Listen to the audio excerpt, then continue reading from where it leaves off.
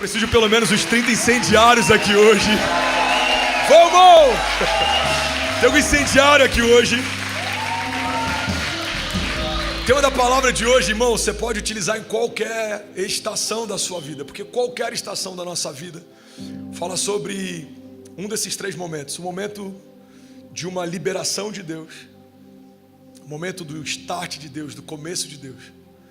Fala do momento da travessia, ou seja, o meio do caminho, onde as coisas acontecem. Ou fala do momento de uma chegada, quando você está perto de acessar algo, quando você está perto de usufruir de algo, quando você está perto de tocar algo prometido por Deus.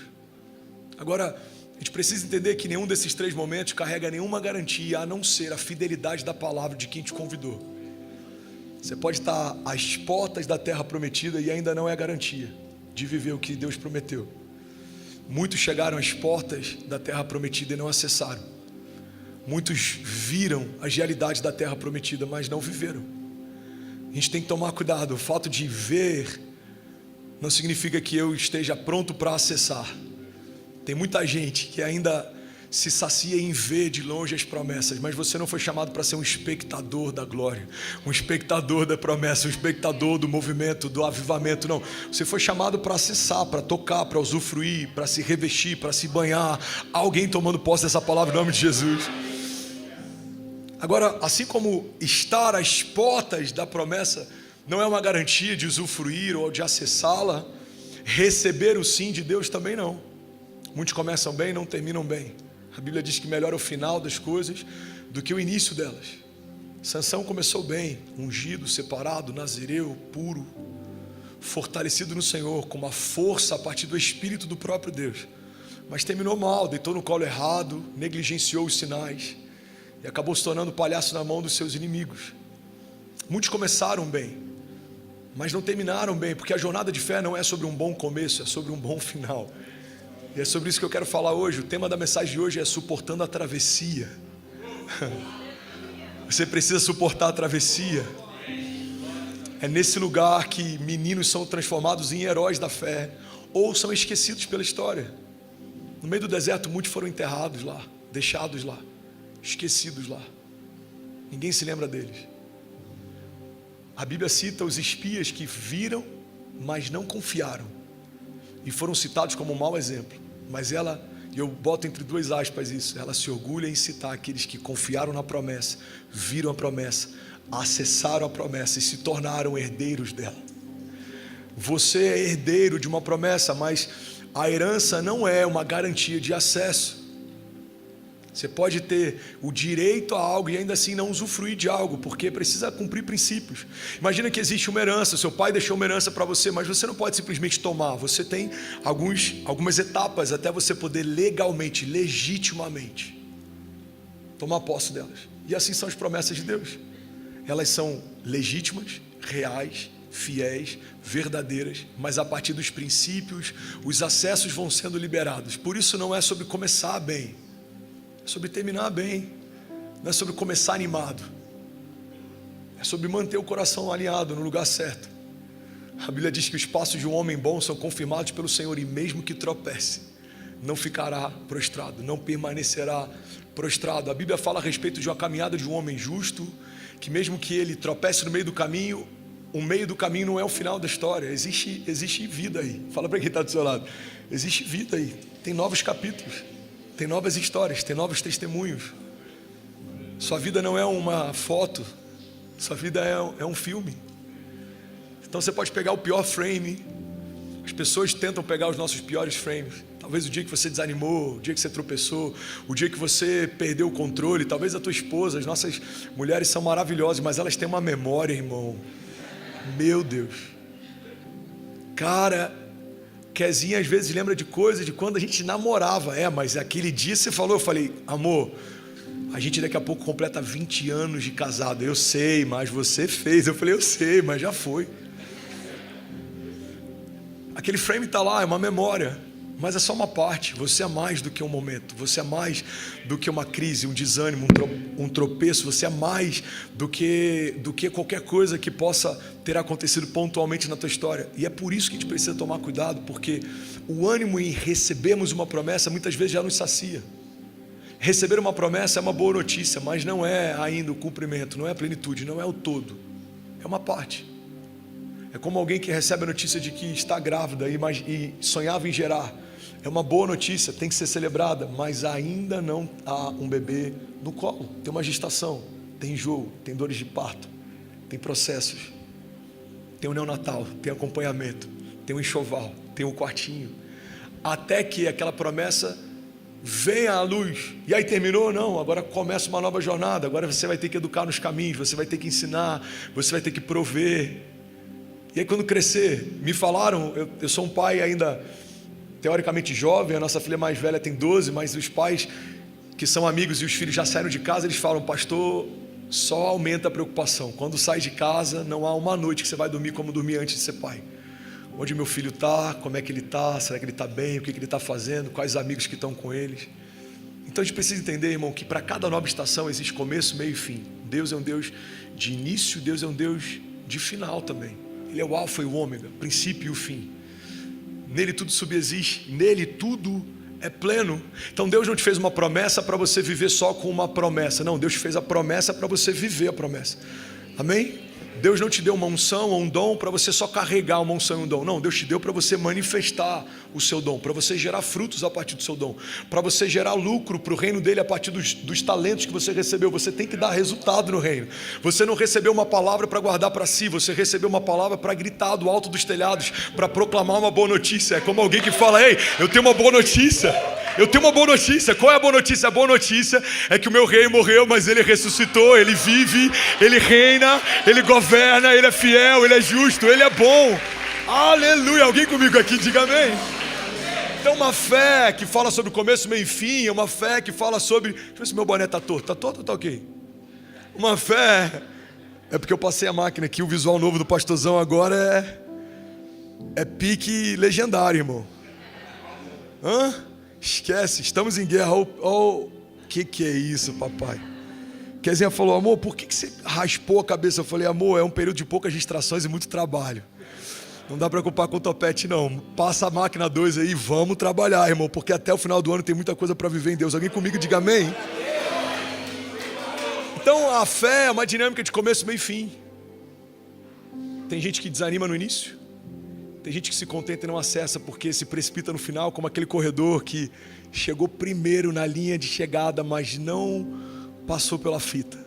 E por estar celebrando antes da hora, vai carregar a vida inteira a amargura de saber que ficou em segundo lugar, mesmo tendo merecido o primeiro. Alguém que não estava distraído ocupou um lugar que era seu. Você já viu alguém que, celebrando antes da hora, vê um corredor passando por ele, ganhando aquela corrida? Paulo fala: eu combati o bom combate, eu guardei a fé, concluí a carreira, terminei bem. A vida que Deus tem para você é uma vida que você vai terminar bem. Eu estou profetizando isso sobre alguém aqui. Você vai terminar bem, em nome de Jesus. Me ajuda a pregar para quem está do seu lado. Fala: você vai terminar bem. Você vai terminar bem. E é sobre isso que eu quero falar, porque assim como o início é um desafio, o final também, a travessia, irmão, talvez seja um dos maiores desafios. É mais difícil pessoas desanimarem no início, enquanto ainda estão excited, enquanto ainda estão com expectativa, estão empolgadas. É mais difícil você desanimar no final, porque você já está vendo, você está sentindo o cheiro, você consegue perceber, está prestes a acontecer. Mas é no meio do caminho que muitas vezes a gente aborta por não suportar o peso do processo ou o preço da travessia. Travessia cobra um preço alto. Qual que é o preço, pastor? É tudo. O preço de viver, o chamado é tudo. O chamado vai te custar tudo. Porque aquele a quem Deus chamou é diferente daquele que vai acessar um novo nível em Deus. Você precisa se despir do seu velho eu para acessar um novo tempo em Deus, revestido de uma nova identidade em Deus. Então imagina que a cada novo chamado, Ele chamou quem você era, mas Ele vai cumprir a promessa sobre quem você vai se tornar ainda. Alguém está pegando isso aqui? Então imagina que você tem várias camadas, você está trocando de pele, a travessia é uma troca de pele. Eu não estou chamando ninguém aqui de cobra, amém, gente? Senão daqui a pouco o sindicato das sogras já me manda mensagem. Eu peguei a referência, não, eu amo minha sogra, está tudo certo. Ninguém está trocando de pele, mas imagine que a cada estação de Deus, ao longo do processo, está se despindo quem você era quando ouviu. o convite para se revestir de quem você vai se tornar quando vive o convite. O Davi que ouviu o convite era um menino ungido pelo profeta quando nem o seu pai ousou cogitá-lo. O Davi que assume o trono é um homem experimentado em perseguições, em humilhação, em desertos. O José que ouviu o convite de Deus é um José que ainda carregava uma capa colorida, mimado pelo pai, e enfrentava ciúme dos irmãos, mas o José que assume o governo é alguém que tinha no seu histórico escravo. Quem é José? É aquele escravo, é o que está cativo. Irmão, glória a Deus que a forma como Deus faz com os homens é diferente da forma como os homens fazem com os homens. Porque se dependesse do nosso RH, nenhum dos heróis da fé teria se tornado herói, muito menos da fé. Na capivara de José, você tem um ex-presidiário. Na capivara de Paulo, você tem um ex-assassino. Capivara de Jacó, de Israel, você tem um ex-mentiroso. Você tem vários homens marcados por deslizes e por coisas que, se dependessem da terra, teriam sido desqualificados. Mas glória a Deus que dependiam do céu. E melhor é o final das coisas do que o início delas. Então, quando a gente olha para o Davi que ouve a promessa, é um menino que talvez ainda tinha cheiro de talco ou do perfume dado pelo pai. O Davi que assume o governo é alguém que tinha cheiro de prisão. Na noite anterior, ele ainda dormia lá. Faz sentido? O José, o Davi, o Abrão que se torna Abraão, Noé, todos esses homens foram experimentados na travessia. Ouvir de Deus: construa para mim uma arca, é fácil. Você está empolgado, Deus falou com você. No 10º ano, no 20º ano, no 40º ano, enquanto você ainda está construindo uma arca, continuar crendo numa promessa, esse é o desafio. Porque é nesse lugar que a mente impera, e é nesse lugar que o espírito, se não tiver muito fortalecido, ele perde a batalha. A mente começa a tentar fazer você acreditar que talvez foi só uma alegoria, uma fantasia. Quem sabe não foi Deus quem prometeu, quem sabe foi algo da tua cabeça. Imagina no 40º ano, Noé olhando para a construção da arca, depois de 40 anos edificando algo, e falar: será que isso não é a loucura da minha cabeça? Será que o que dizem não é real? Será que os ruídos da multidão não são de fato sensatas? Será que eu enlouqueci? 50 anos se passam, 60 anos se passam, 80 anos se passam. Irmão, guarda isso aqui: continuar crendo na promessa enquanto a promessa não se torna verdade de forma natural. Ela é verdade profética, mas ainda não é uma verdade de forma palpável, natural. É um dos maiores desafios na fé, é na travessia que a nossa fé é testada, edificada, forjada. E se ela não tiver raízes, é na travessia que ela sucumbe. A palavra fala sobre um semeador que sai a semear, e fala sobre diferentes tipos de solos que recebem provavelmente o mesmo tipo de semente, semente do evangelho. Um solo com pedras reage de um jeito, um solo ressecado reage de outro jeito, um solo fértil reage de outro jeito. Então imagina que a promessa, ela é verdadeira e fiel porque ela carrega a natureza de quem a fez, ela carrega a essência de quem a fez. Mas o solo carrega a genética e o DNA do coração que recebeu. Se o meu coração tem uma fé rasa, provavelmente eu vou ter dificuldade de conseguir manter segura a semente que eu recebi. A palavra é boa, a promessa é verdadeira, o Deus que fez a promessa é fiel. Mas se o solo é mau, a gente vai ter um grande desafio de manter essa fé pulsante. E não vai dar para reclamar do Deus que fez a promessa, porque Ele não é fiel, Ele não é infiel para mentir. Ele não é como a gente que muda de ideia. Ele não é como a gente que tem planos diferentes daquilo que a gente fala. Muitas vezes temos uma agenda dúbia. Não. Quando Ele fala, enquanto falava o que Ele falava para você, Ele também criava o que Ele já criou para você. Está reservado. Toda palavra que sai da boca de Deus gera uma realidade em Deus. Toda promessa que sai da boca do Criador gera uma realidade criada nele, já está nele. No céu já aconteceu. Não é o que Ele vai preparar porque você chegou. Não, já está preparado. Está reservado. Já está pronto. Porque todo haja que sai da boca do Criador gera uma realidade na criação. Ele disse: haja luz. E toda a terra se virou para que houvesse luz. O Filho se revela em meio a trevas. No primeiro momento da história da criação, no princípio, criou Deus os céus e a terra era sem forma, vazia. Mas quando ele disse haja, ele não consultou, não pediu, não perguntou, ele só comunicou algo, e a partir de uma comunicação, algo acontece na terra. Pega isso aqui, alguém está comigo? Vocês que estão aqui atrás de mim, vocês estão recebendo isso? Amém? Faz uma cara de que está queimando, porque vocês estão saindo no vídeo aqui o tempo inteiro, e me ajuda, irmão. Vocês vão ser o termômetro, hein?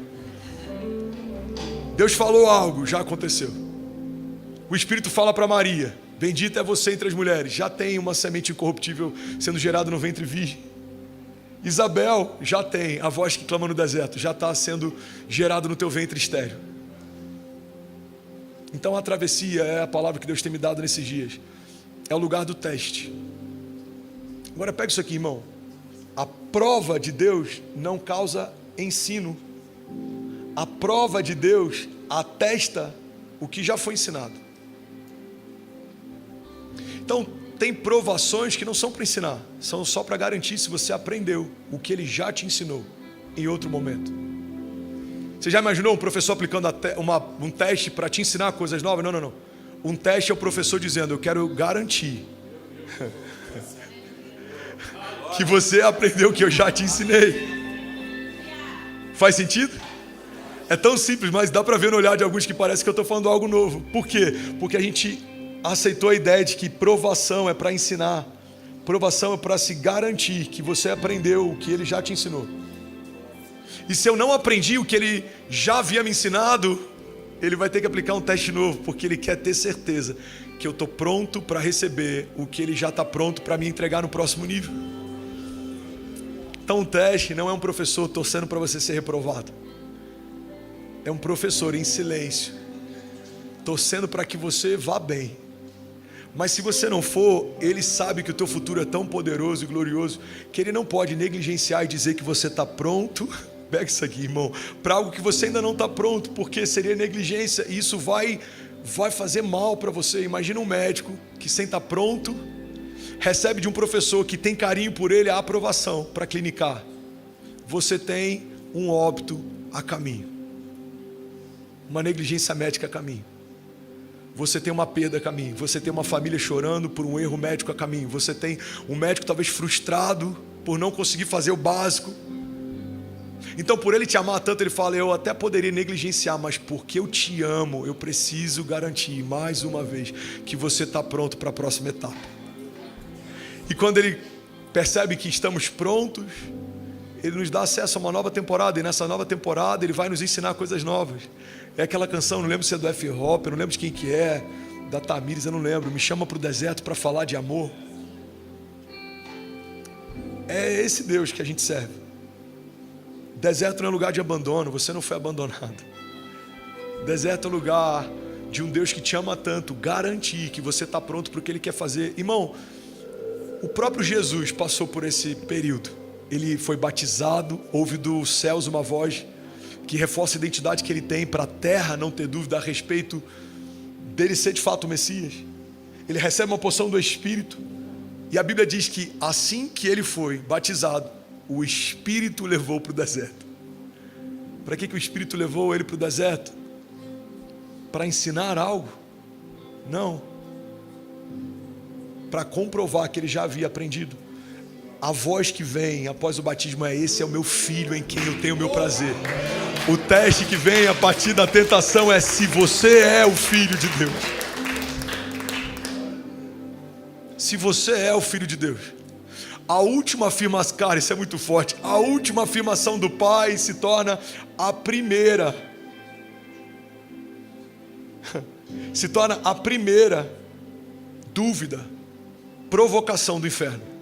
Irmão, guarda isso aqui, não se assuste se a última afirmação da última temporada se torne agora a primeira provocação da nova temporada.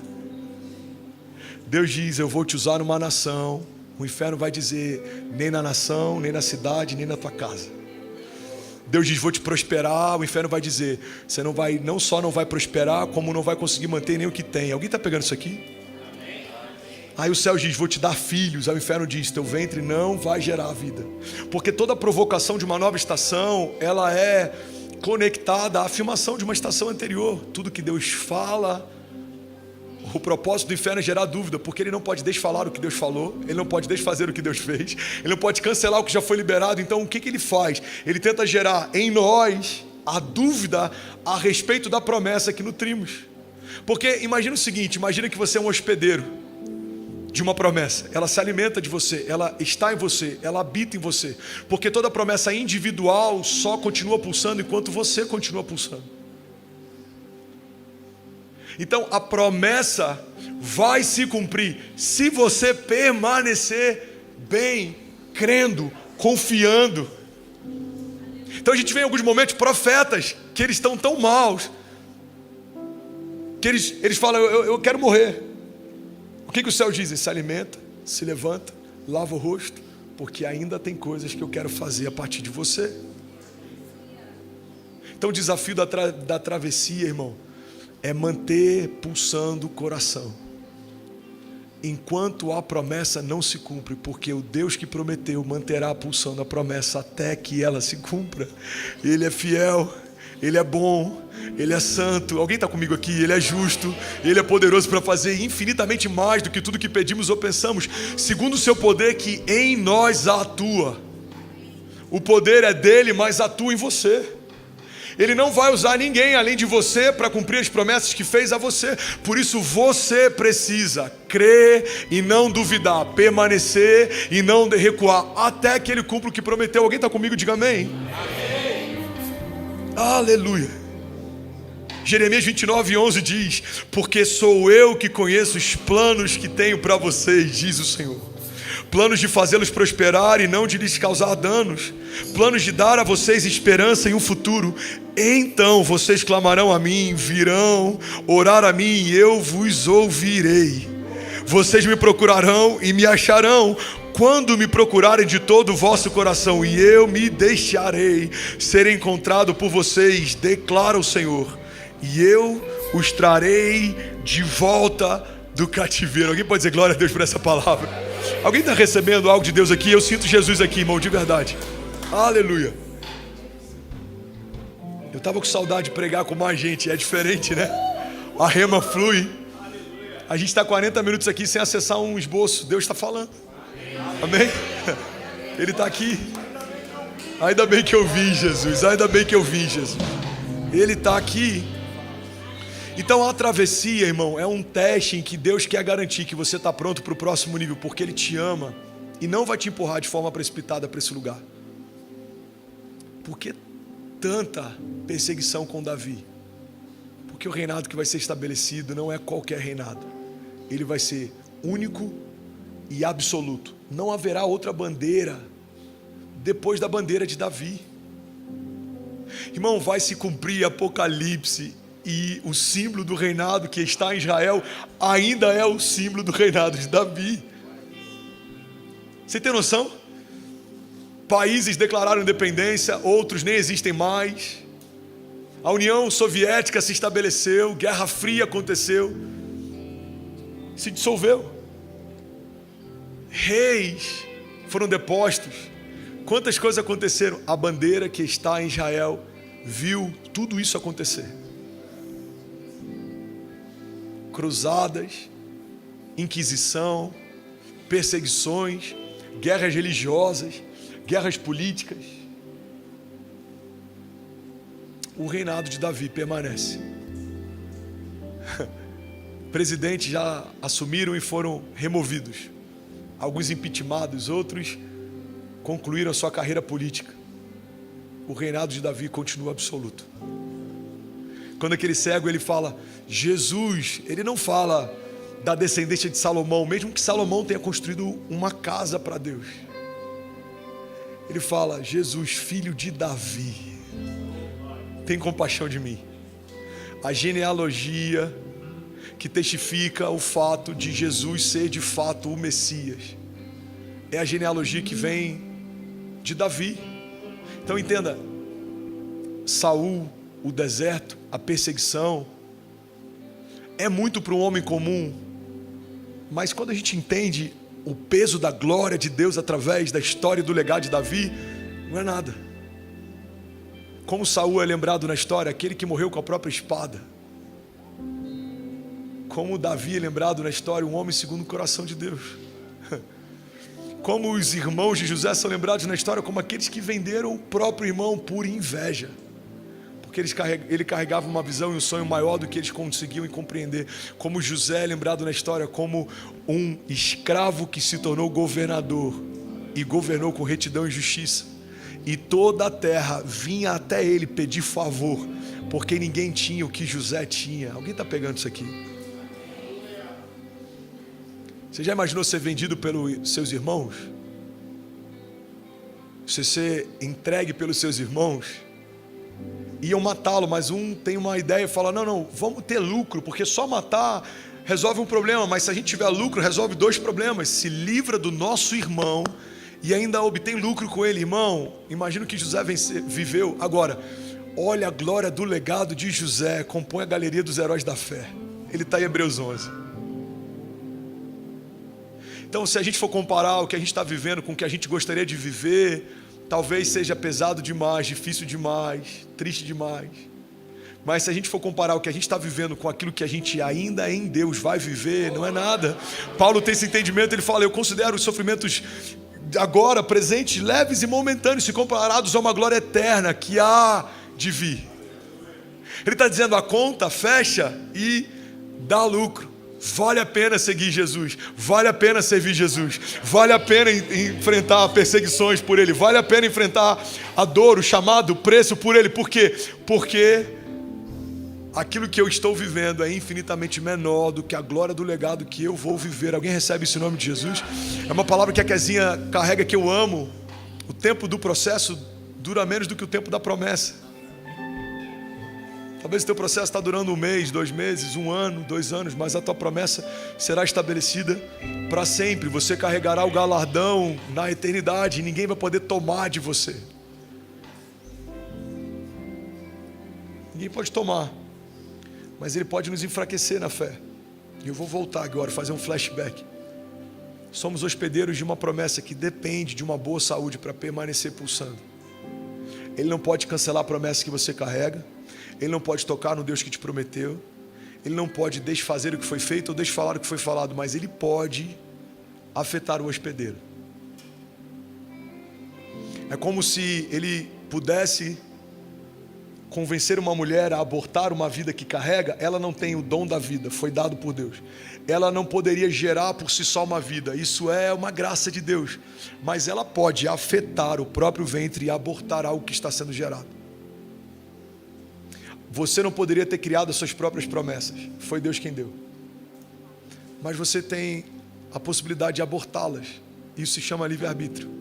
Desistir no meio do caminho, cancelar o que foi prometido, ou trocar por algo de menor valor, mas que tenha uma aparência similar àquilo que foi prometido. Essa é uma das linguagens do inferno.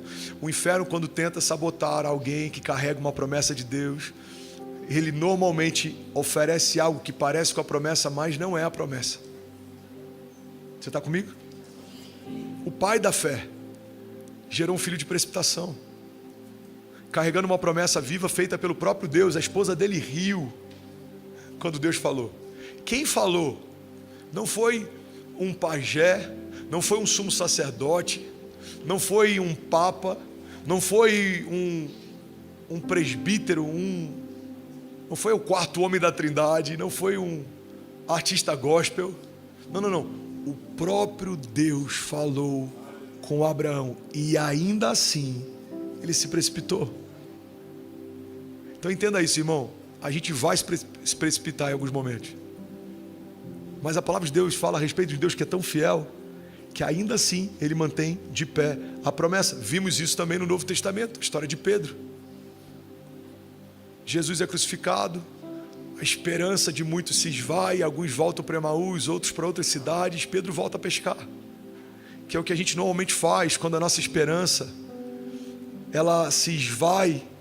A gente volta a fazer o que fazia antes do encontro com Jesus. Jesus vai no mesmo lugar, se apresenta da mesma forma, faz o mesmo convite só para dizer: Pedro, você pode até ter desistido do que eu te chamei para viver, mas eu não desisti de você, diz o Senhor. Alguém está tomando posse dessa palavra em nome de Jesus?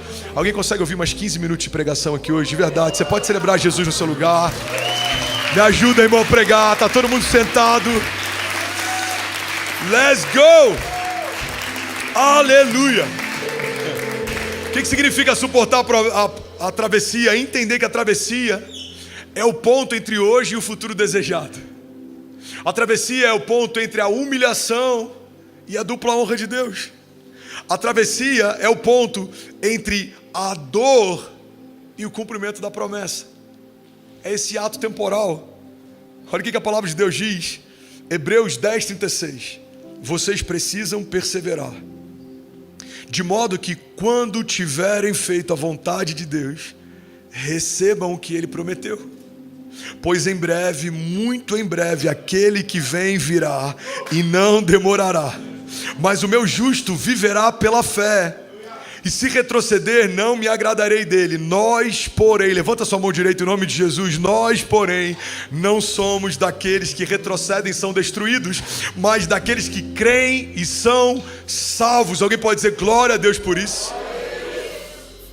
Irmão, uma coisa que eu preciso te alertar é que a travessia não permite uma fé seletiva. Lucas, Gui, Fernando, pega isso aqui. Amor, a travessia não permite uma fé seletiva. Ou você confia, ou você nem começa. Ou você confia na promessa toda, ou você nem entra nesse negócio de viver promessa. Você vai se machucar. Porque o meio do caminho não é mais opção. Você disse sim. A Bíblia diz que é melhor ser frio do que morno, porque os mornos serão vomitados. O que é mornidão, além do aspecto espiritual? É alguém que não termina o que começa. É alguém que sempre fica no meio do caminho. É alguém que desiste, apesar de carregar algo precioso. Mornidão é aceitar a mediocridade de algo que se parece com o que Deus prometeu, mas não é a plenitude do que Ele prometeu. Mornidão é Deus falar: te darei filhos, e você se contentar com o primeiro porque deu muito trabalho. Mornidão é Deus falar: te darei nações, e você se contentar com o bairro porque nações dá muito trabalho. Alguém está pegando isso aqui?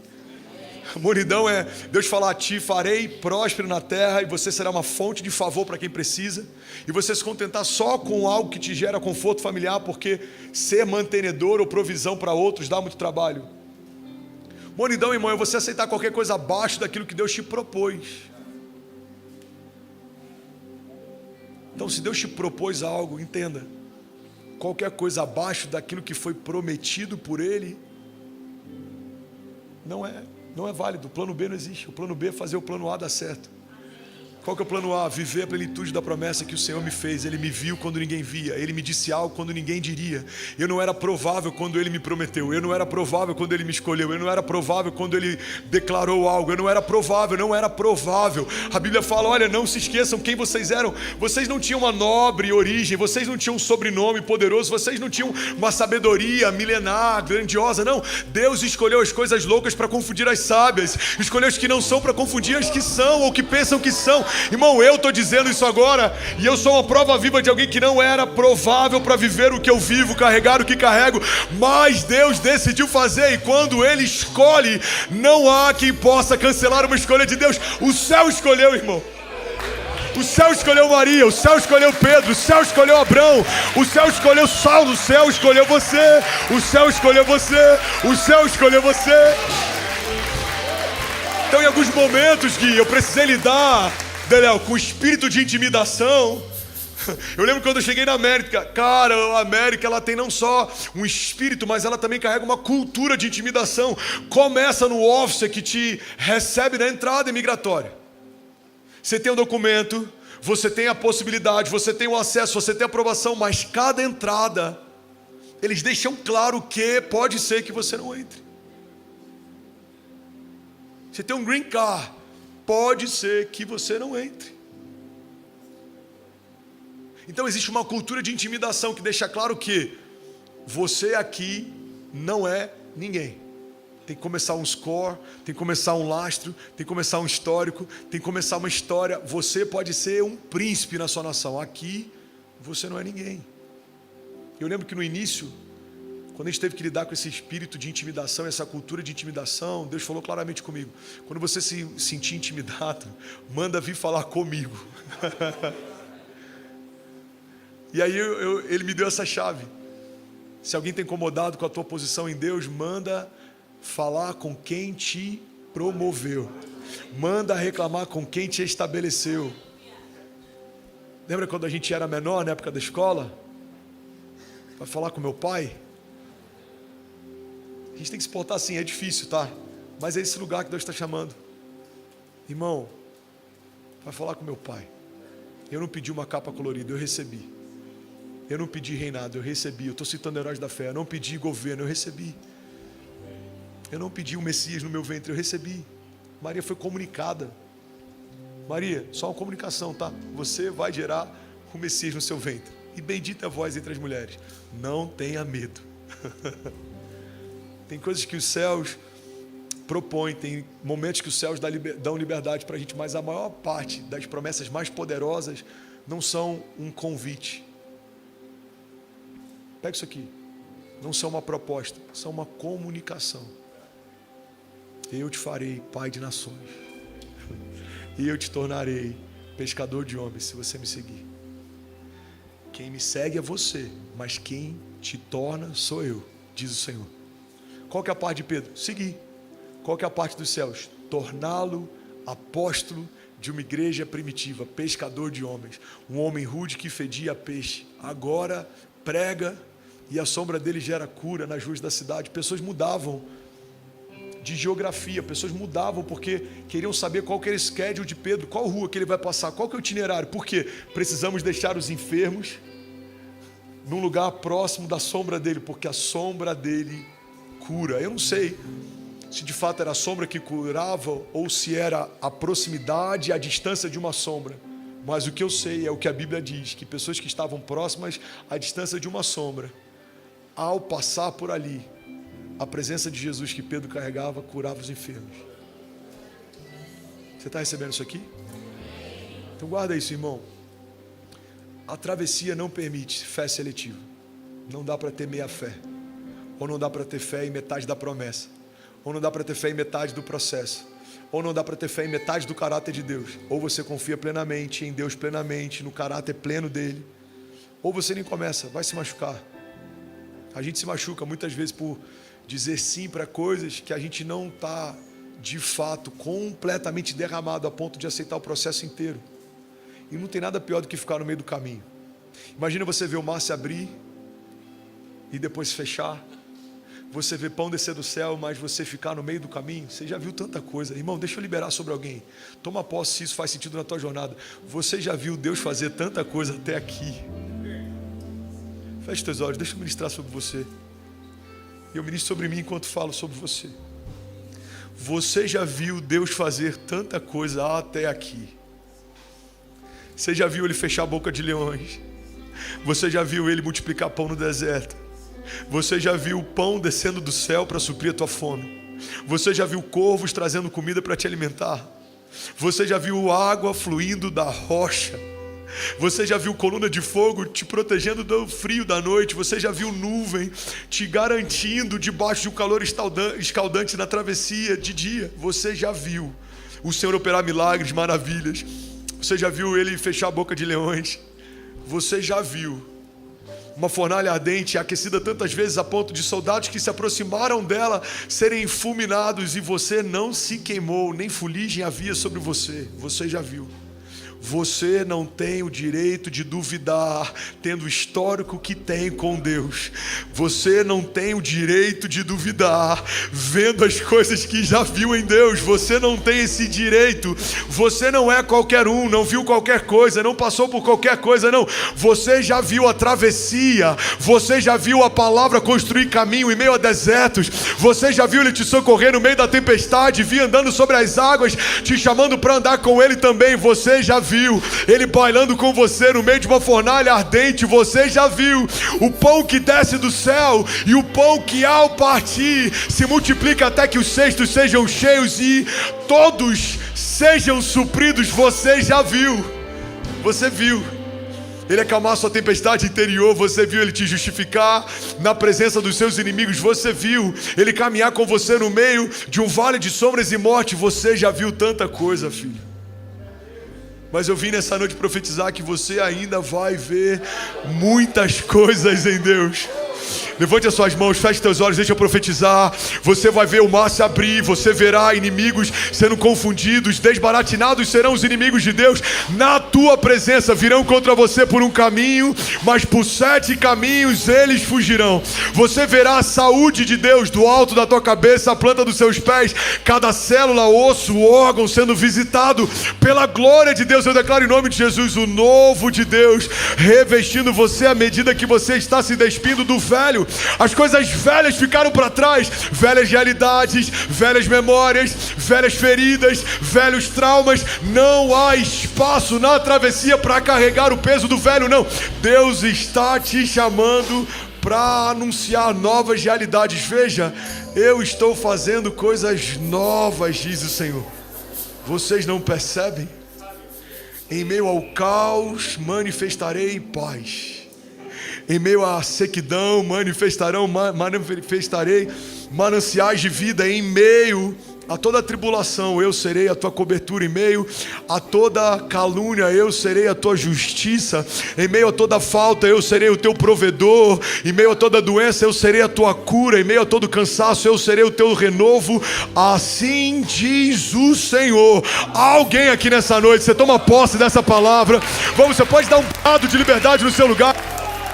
Vamos, será que alguém pode, pelo amor de Deus, fazer barulho? Aleluia! Alguém pode dizer, ainda bem que eu vi, Jesus? Aleluia! Sabe, o evangelho é sobre poder, mas também é sobre obediência. Olha para cá. O evangelho é sobre o poder que manifesta a cura, mas também é sobre obediência. Não é só sobre caminhar em poder o tempo inteiro. Tem momentos que você, podendo fazer coisas, vai ser convidado por Deus a se calar. Tentação de Jesus. Você não tem fome? Tenho. Você tem poder? Tenho. Estou parafraseando aqui. Você é filho? Sou. É o Messias? Sim. Então, ordena para que essas pedras se tornem pão. Nem só de pão vive o homem, mas de toda a palavra que sai da boca de Deus. Guarda isso aqui, irmão. Ele carregava poder, mas naquele deserto precisou se mover em obediência. Você não é um filho? Cara, isso aqui é muito forte. Se lança. Ele dará ordem aos seus anjos a teu respeito, diz a palavra. Não tentarás o Senhor teu Deus. Irmão, guarda isso aqui. Davi tinha poder para matar Saul, mas não fez. José, depois de assumir o governo, tinha poder para mandar prender os seus irmãos, não fez. Jesus, tendo fome, tinha poder para transformar pedras em pão e não fez. Tem testes que você precisa manifestar poder. Tem testes que você precisa se calar e manifestar obediência. Está comigo? Evangelho é sobre autoridade, mas também é sobre submissão. O centurião tem um servo doente. Ele fala, eu preciso que você cure o meu servo. Provavelmente era um servo de muita estima. Jesus fala, tá bom, eu vou lá. Não, Senhor, eu sou um homem de autoridade. E eu sei como a autoridade se manifesta. Eu dou uma ordem e os meus servos acatam. Então basta uma palavra tua e ele será curado. A Bíblia diz que Jesus ficou impactado. Ele fala, a fé desse homem me chamou a atenção. Não é uma fé que você encontra todo dia. Então pega isso aqui. A travessia é sobre autoridade, mas também sobre submissão. Carregar poder e autoridade é algo que o Senhor confiou à sua igreja, mas a submissão é algo que só um filho manifesta. E eu darei à minha igreja a chave do reino, e vocês ligarão e desligarão, estabelecerão e cancelarão. Isso é poder e autoridade. Autoridade é poder de mando. Dunamis é a manifestação do poder de Deus que gera novas realidades. Mas submissão também é característica de filho. Porque imagina o quão perigoso se torna alguém poderoso que não é submisso. Você pode se tornar autoritário, você pode se tornar um coronel da fé, Você pode matar pessoas por conta de uma agenda pessoal, você pode ferir pessoas por conta das suas próprias vontades. Imagina você carregar poder e autoridade, você pode ferir pessoas. A palavra fala sobre um profeta que, por ter sido, eu vou falar trollado, todo mundo vai entender, por ter sido trollado, alguns dizem por crianças, outros por pigmeus, ele dá uma ordem, uma ursa, acaba com a vida daqueles caras. Poder é muito perigoso sem controle. E o que gera domínio próprio sobre alguém que carrega poder e autoridade? Submissão. Podendo fazer, não faço. Podendo falar, não falo. Podendo matar, não mato. Podendo ferir, não firo. Podendo dizer, não digo. Cara, isso é muito forte. Isso é submissão. Porque o evangelho é sobre promessas, mas também é sobre processos. Os processos estão gerando em nós uma odre nova, pronta para receber um vinho novo. Aquela frase de um cara que eu amo, Leandro Barreto, ele fala: quando um vinho novo é derramado, só duas coisas vão acontecer, não tem uma terceira via. Ou o vinho novo te expande, ou o vinho novo te explode.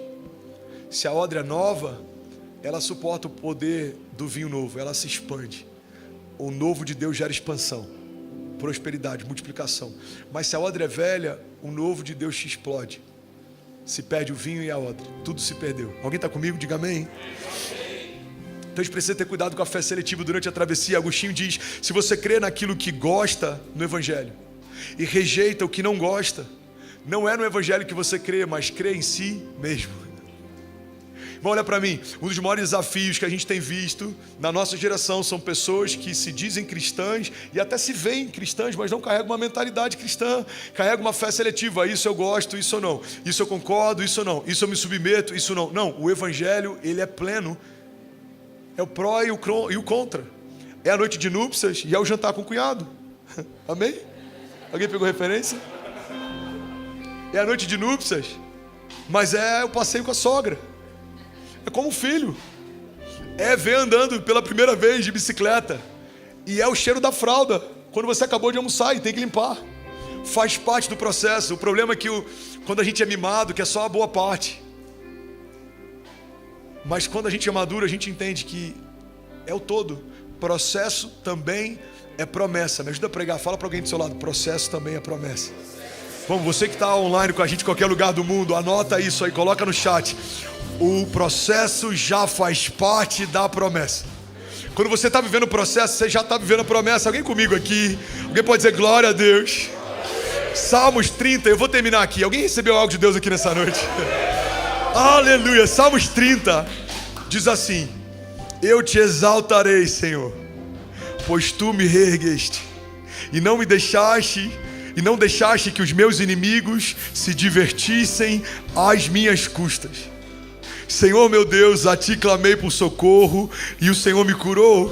Senhor, tiraste-me da sepultura, prestes a descer a cova, devolveste-me a vida. Então cantem louvores ao Senhor, vocês os seus fiéis, e louvem o seu santo nome, pois a sua ira dura um instante, mas o seu favor dura a vida toda. Porque o choro pode durar uma noite, mas glória a Deus que a alegria vem pela manhã. Vamos, alguém pode dar um brado de liberdade aqui nesse lugar? Vamos, será que alguém pode fazer barulho? Aleluia! Você que toma posse disso, você pode declarar: diga, o meu choro pode durar uma noite. Diga, mas a alegria certamente vem pela manhã. Aleluia! Aleluia! Aleluia! Aleluia! Ele é fiel, irmão. Ele é fiel. Aleluia! A verdade, irmão, é que cada aprovação que a gente enfrenta gera um novo nível de glória que a gente carrega. Alguém pegando isso aqui? Cada tipo de provação carrega um DNA específico de um nível de glória que se carrega. Eu lembro que eu preguei essa mensagem quando eu preguei sobre estarmos sendo prensados. Eu falo sobre o vinho, quando ele está sendo macerado. Cada tipo de uva gera um tipo de vinho. Cada tipo de processo gera um tipo de marca. Cada tipo de provação, humilhação, gera um tipo de testemunho. Então, se uma uva é específica de um lugar, ela carrega uma classificação. Terroir noir, Lindão? É um terroir noir, é isso?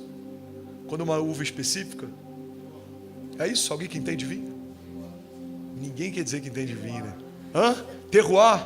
É um terroir, obrigado. Ela é um terroir. Aí você vai pegar um vinho que ele é específico para comer com a comida X ou Y. Isso quem toma vinho, ok, gente? Você vai comer com peixe, você vai comer com uma massa, você vai comer com uma carne. Tem vinhos específicos para refeições específicas. Quando você cheira um vinho, quem entende vinho, vai falar, é dessa safra, é desse lugar. Por quê? Porque quando você sente o aroma de um vinho, você sabe exatamente como ele foi gerado. Alguém está pegando isso aqui? A Bíblia fala sobre vinho, quando fala de novas realidades e de uma nova vida. O vinho novo. A Bíblia fala de vinho quando fala de uma nova aliança. Esse cálice representa uma nova aliança feita através do meu sangue. Então entenda isso. Todo tipo de provação que você vive gera um nível de glória específico, a ponto dos céus, ao sentirem o aroma do teu testemunho, saberem em que deserto você foi forjado. Pega isso aqui. Esse aqui já passou humilhação financeira, dá para sentir. Esse aqui recomeçou no casamento, dá para sentir. Esse aqui foi abandonado por quem mais amava, dá para sentir. Esse aqui foi ferido, esse foi traído.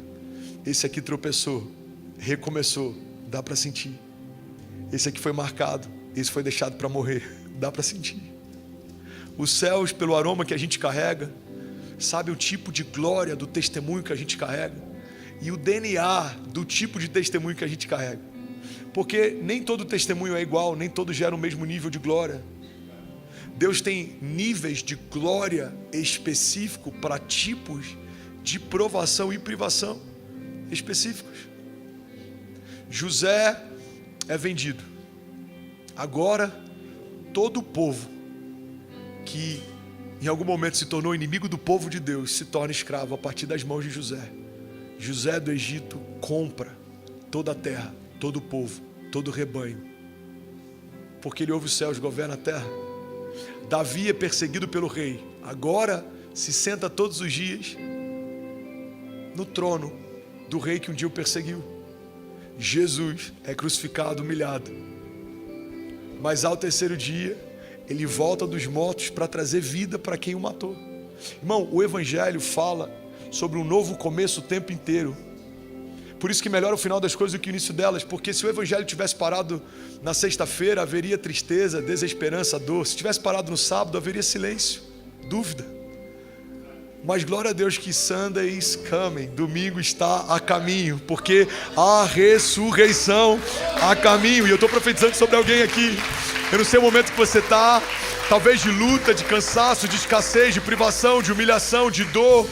Talvez alguém está aqui, ou você está me ouvindo, você quer gerar e não consegue gerar, o seu ventre não gera vida. Talvez você está me ouvindo e precisa de cura, você está com o seu corpo em alguma parte dele doente, talvez a tua mente precisa de liberação, você está com algum cativeiro emocional, talvez você não consegue liberar perdão. Eu não sei o que tenta te aprisionar, mas eu sei quem veio te libertar. O nome dele é Jesus, Yahvé, Yeshua.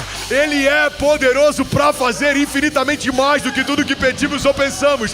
Ele não leva em consideração o nosso passado, porque ele já profetizou o nosso futuro. Então você só precisa tocar nas orlas das vestes daquele que cura.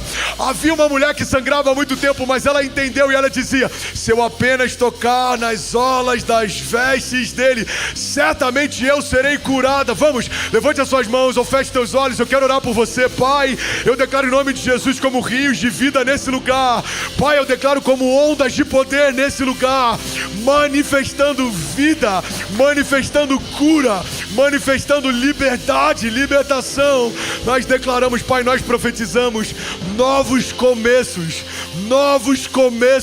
pessoas nascendo de novo, a glória da segunda casa se manifestando a despeito da ruína da primeira.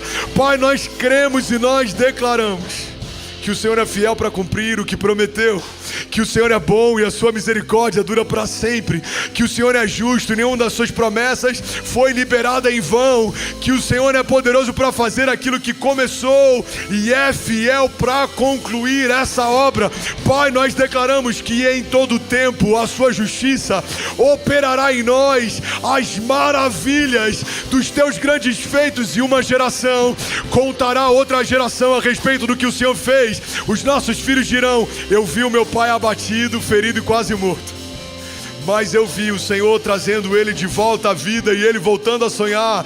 Os nossos filhos dirão: eu vi um diagnóstico médico chegando na minha casa, mas eu também vi os meus pais declarando: a última palavra ainda é do Senhor. Os nossos filhos dirão: eu vi a falta, a espada, o fogo, o deserto, a tempestade, a calúnia, a privação, a provação, os desertos, a travessia, mas eu também vi a minha família acessando a terra prometida. Não ficamos no meio do caminho. Houve pão quando tínhamos fome, houve cobertura quando tínhamos frio, houve proteção quando tínhamos calor, houve em todo o tempo a manifestação da glória de Deus. Feche teus olhos em nome de Jesus. Você que é batizado com o Espírito Santo, seja livre, seja livre, seja livre. Vamos, eu quero profetizar a palavra sobre você. Provérbios 16 diz: em seu coração o homem planeja o seu caminho, mas é o Senhor que determina os seus passos. Talvez até hoje você tinha projetos, planos. Quem sabe você estava pensando em desistir, em voltar a pescar. Quem sabe algumas promessas você já até riscou, você já até desistiu, desanimou. Mas eu vim aqui declarar que a última palavra sobre a tua vida ainda sai da boca do Deus que te viu quando nada existia. A crise não existia, o diagnóstico não existia, os inimigos não existiam, não havia se levantado ninguém contra você, não havia cansaço, desânimo, doença, falta, mas já havia uma palavra liberada sobre você, e é ela que te sustenta na travessia. Você precisa trazer à memória o que te dá esperança. Veja, eu estou fazendo uma coisa nova.